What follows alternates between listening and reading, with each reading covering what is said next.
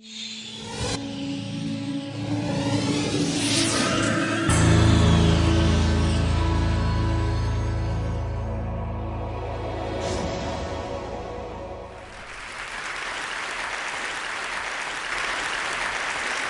afternoon, good evening, whatever. We can go jumbo, guten Abend, bonsoir, but we can also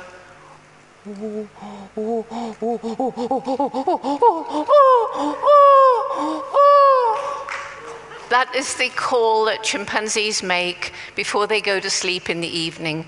You hear it going from one side of the valley to the other, from one group of nests to the next. And I want to pick up with my talk this evening from where Zerai left off yesterday. He was talking about this amazing 3-year-old Australopithecine child, Salam. And we've also been hearing about the history, the family tree of mankind through DNA genetic profiling.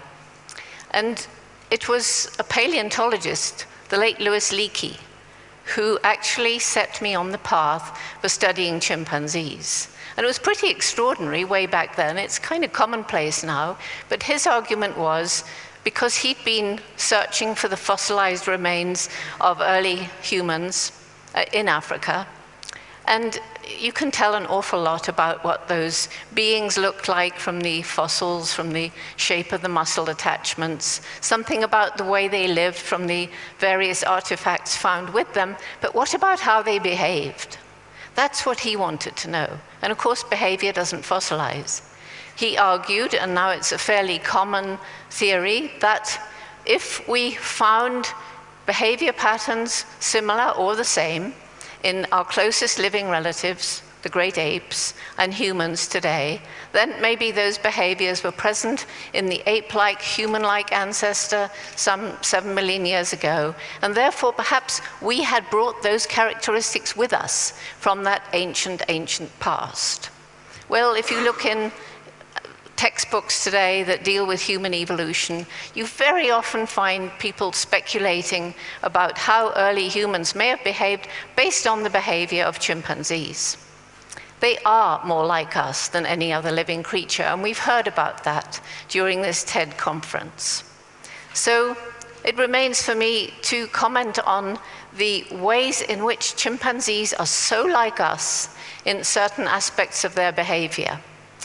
Every chimpanzee has his or her own personality. Of course, I gave them names.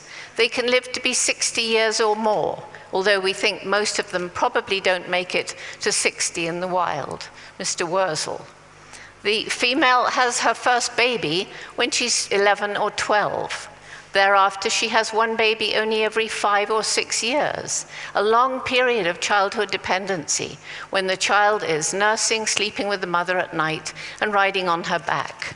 And we believe that this long period of childhood is important for chimpanzees, just as it is for us in relation to learning.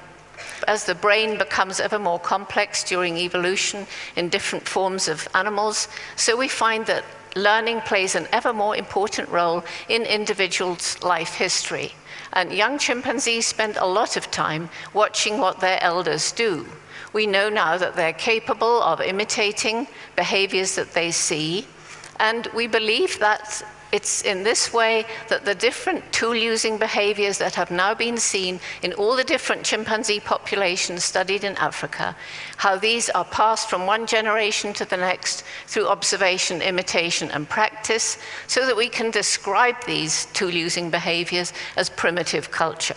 Chimpanzees don't have spoken language. We've talked about that. They do have a very rich repertoire of postures and gestures, many of which are similar or even identical to ours and performed in the same context.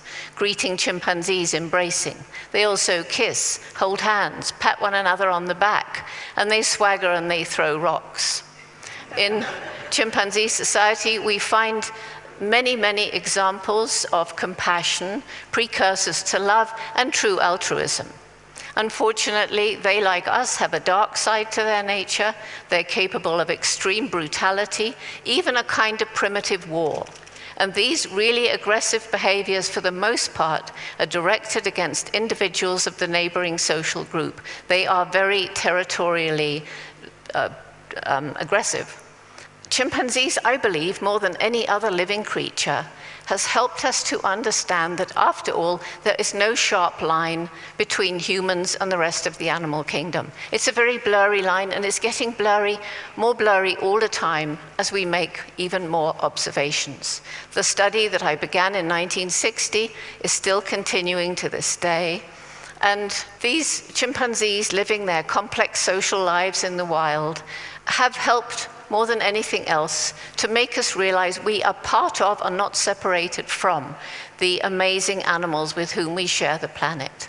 So it's pretty sad to find that chimpanzees, like so many other creatures around the world, are losing their habitats. This is just one photograph from the air, and it shows you the forested highlands of Gombe. And it was when I flew over the whole area about 16 years ago and realized that outside the park, this forest, which in 1960 had stretched almost unbroken along the eastern shore of Lake Tanganyika, which is where the tiny 30-square-mile Gombe National Park lies, that a question came to my mind: how can we even try to save these famous chimpanzees when the people living around the national park are struggling to survive? More people living there than the land could possibly support. The numbers increased by refugees pouring in from Burundi and over the lake from Congo. And very poor people, they couldn't afford to buy food for elsewhere. This led to a program which we call Take Care.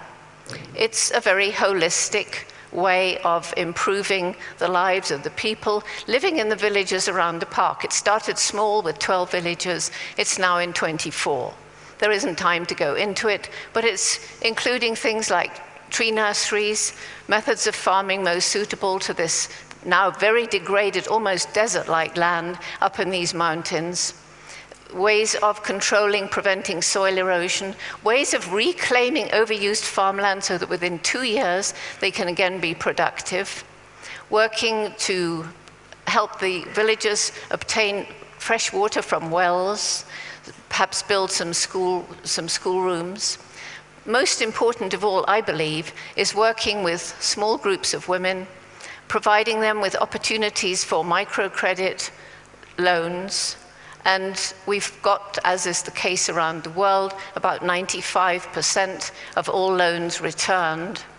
Empowering women, working with education, providing scholarships for girls so they can finish secondary school, in the clear understanding that all around the world, as women's education improves, family size drops. We provide information about family planning and about HIV/AIDS. And as a result of this program, something's happening for conservation. What's happening for conservation is that the farmers living in these 24 villages, instead of looking on us as a bunch of white people coming to study a whole bunch of monkeys, and by the way, many of the staff are now Tanzanian, but when we began the Take Care program, it was a Tanzanian team going into the villages. It was a Tanzanian team talking to the villagers, asking what they were interested in. Were they interested in conservation? Absolutely not. They were interested in health. They were interested in education. And as time went on, and as their situation began to improve, they began to understand ever more about the need for conservation. They began to understand that as the upper levels of the hills were denuded of trees, so you got this terrible soil erosion and mudslides. Today, we are developing what we call the Greater Gombe ecosystem. This is an area way outside the national park, stretching out into all these very degraded lands. And as these villagers have a better standard of life, they are actually agreeing to put between 10 and 20% of their land in the highlands aside, so that once again, as the trees grow back, the chimpanzees will have leafy corridors through which they can travel to interact, as they must for genetic viability, with other remnant groups outside the national park. So Take Care is a success. We're replicating it in other parts of Africa, around other wilderness areas which are faced with extreme population pressure. The problems in Africa, however, as we've been discussing for the whole of these first couple of days of TED, are major problems. There is a great deal of poverty. And when you get large numbers of people living in land that is not that fertile, particularly when you cut down trees and you leave the soil open to the wind for erosion, as desperate populations cut down more and more trees so that they can try and grow food for themselves and their families, what's going to happen? Something's got to give. And the other problems in not only Africa, but the rest of the developing world, and indeed everywhere. What are we doing to our planet? You know, the famous scientist E.O. Wilson said that if every person on this planet attains the standard of living of the average European or American, we need 3 new planets. Today they're saying 4, but we don't have them. We've got 1.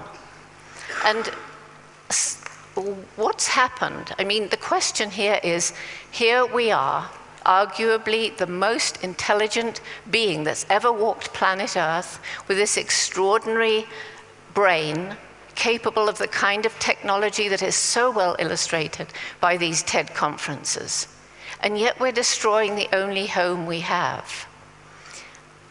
The indigenous people around the world, before they made a major decision, used to sit around and ask themselves, how does this decision affect our people 7 generations ahead?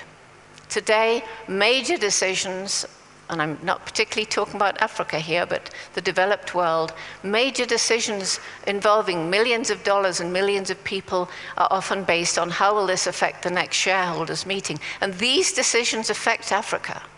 As I began traveling around Africa talking about the problems faced by chimpanzees and their vanishing forests, I realized more and more how so many of Africa's problems could be laid at the door of previous colonial exploitation.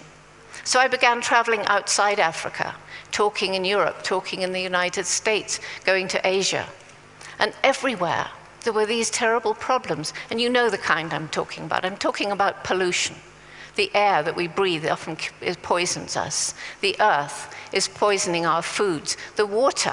Water is perhaps one of the most crucial issues that we're going to face in this century.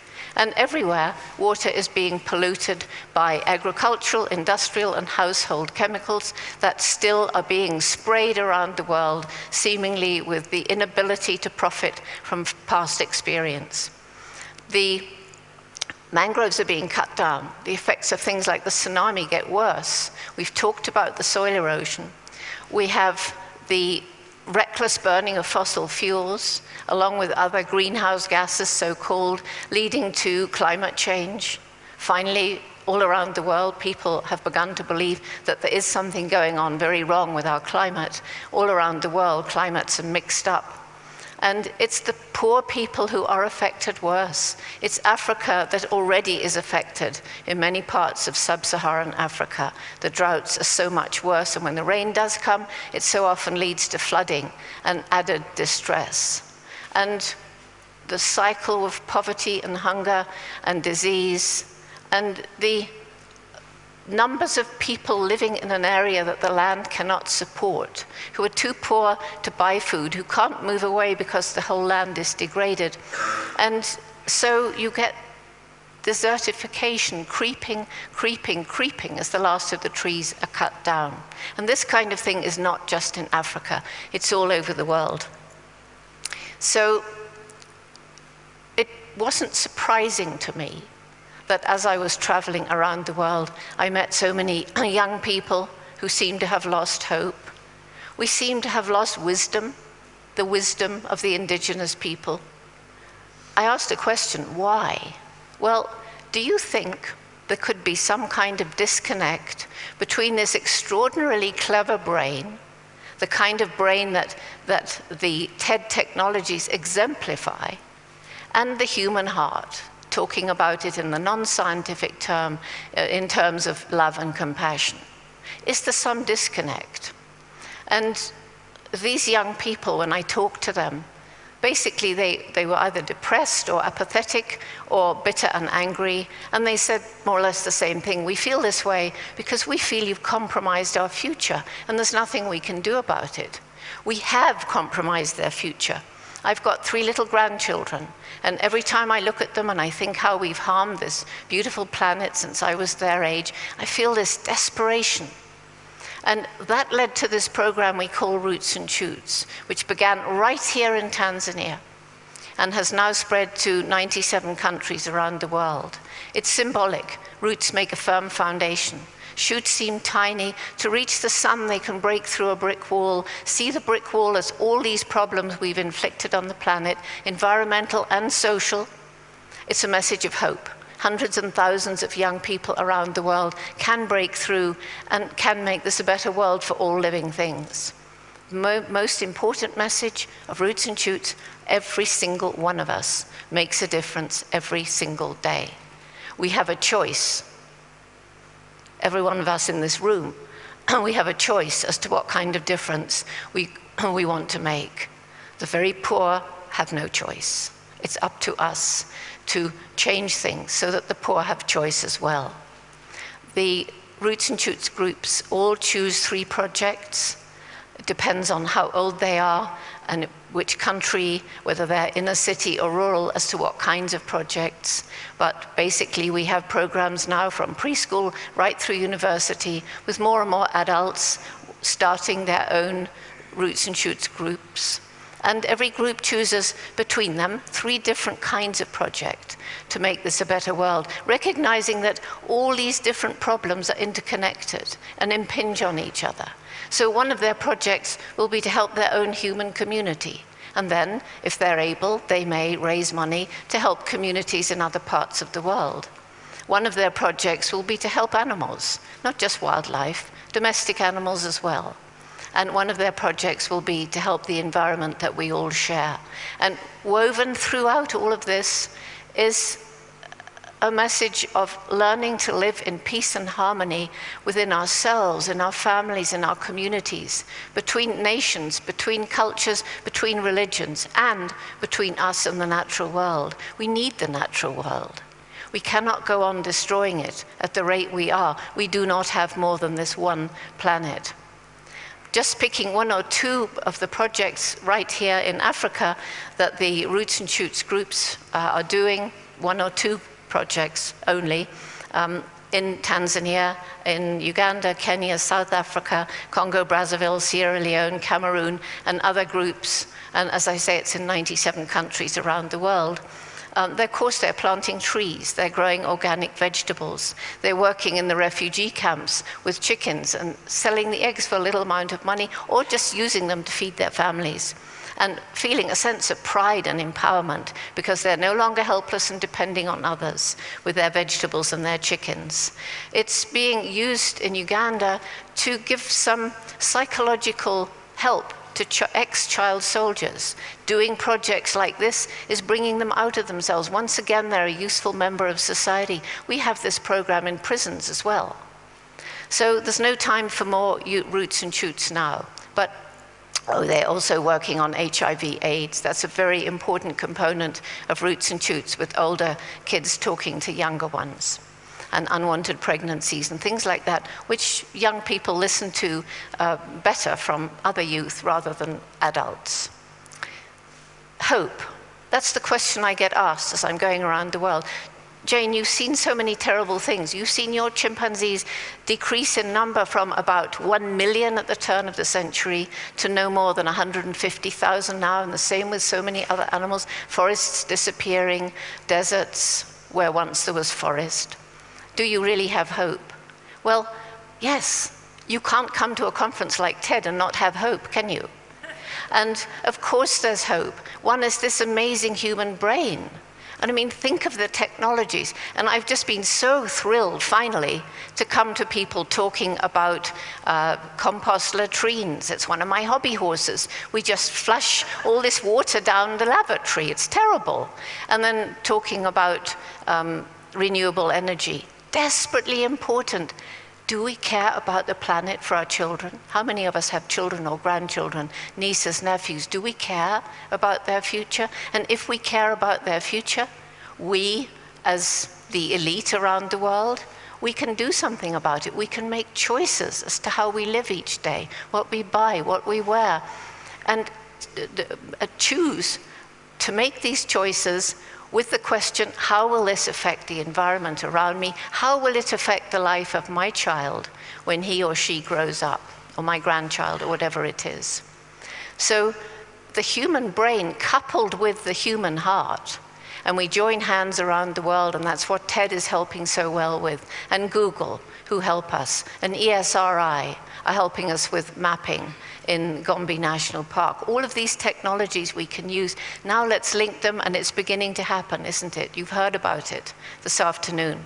It's beginning to happen, this change, this sea change that we must have if we care about the future. And next reason for hope, nature is amazingly resilient. You can take an area that's absolutely destroyed with time and perhaps some help, it can regenerate. And an example is the Take Care program I told you, where seemingly dead tree stumps, if you stop hacking them for firewood, which you don't need to because you have woodlots, then in 5 years you can have a 30-foot tree. And animals, almost on the brink of extinction, can be given a second chance. That's my next book. It's inspiring. And it brings me to my last category of hope. And we've heard about this so much in the last 2 days. This indomitable human spirit, this determination of people, the resilience of the human spirit, so that people who you would think would be battered by poverty or disease or whatever, can pull themselves up out of it, sometimes with a helping hand, and take their part in society and take their part in changing the world.